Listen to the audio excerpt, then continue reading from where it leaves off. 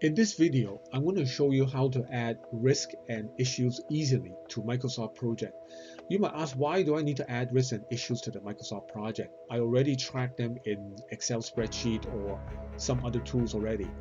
The convenience of adding risk and issues to the Microsoft project here directly on this board here, when you have meetings with your project team, you can quickly flag those risk and issues here without flipping to a different document, and you have a discussion with them right away and resolve the issues.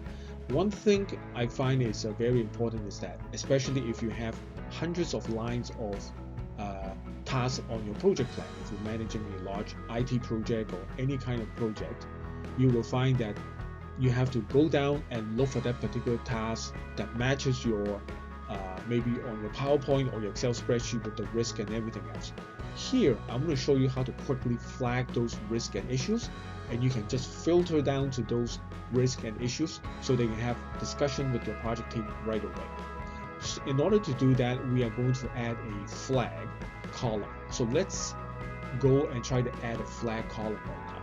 So what you do here is that right click on any column in which you would insert the new column to the left side. So I'm picking here, I have a column here called status indicator. So I'm going to right click it. Now notice that I right click on the column and I did not click. If you see here, there's a little, sometimes there's a little arrow in here. The arrow pulls out actually a filter screen. We are going to talk about the filter a little later. So let's go ahead and right click this status indicator and insert a column.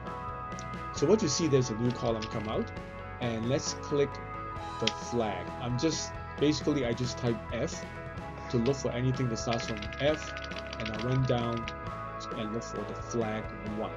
Now notice that there are lots of different flags here. These are all custom fields that you can use inside Microsoft Project. In another video, I also mentioned a word of advice is that I would use odd numbers for task-related custom fields. So which means that I will be using flag 1, flag 3, flag 5, not flag 2, flag 4. Microsoft tracks everything in either tasks or resources. So I would reserve even numbers, so flag 2, flag 4, flag 6 for risk-related items, but odd numbers for task-related items. So let's go ahead and click flag 1. So after you click flag 1, you'll notice that everything is no coming up. Basically, flag is a Boolean field, and it's either yes or no. So let's do that. I'm going to rename this header. I just right-clicked it and click field settings in here, and I call it risks. So I'm tracking everything that is risk related. Click OK.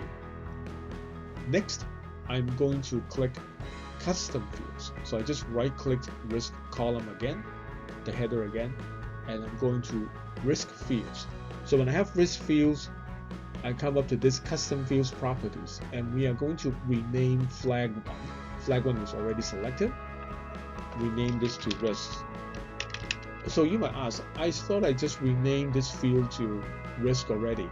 What you just did was you rename under the field settings the header of risk.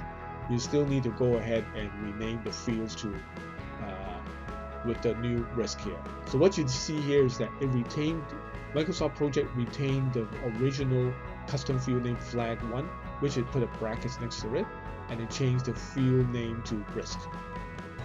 Okay, now we are going to next go down the list here, and we are going to do a graphic indicator. You click the graphic indicator, and what you see here is that there will be a pop-up, and we are going to do a test to test what is the value of risk. So we are going to do equals to. If the value equals to, if you scroll up and you'll see yes in here, we will give the image a red flag. So let's look for a red flag in here, red flag. So I'm going to click OK now. I'm going to click OK again. Now what you will see is that when you click it, you will still see yes or no. But if you were to select yes, that field is already flagged. Okay, so what I'm telling the audience, your project team, when you're having a meeting is that I want to specifically talk about this task, which is a uh, risk flag in here. Okay, now let's go ahead and do a couple of them. Now notice that you can either right click and click yes, it will change to a flag, or you can bring your Excel skills and play in here.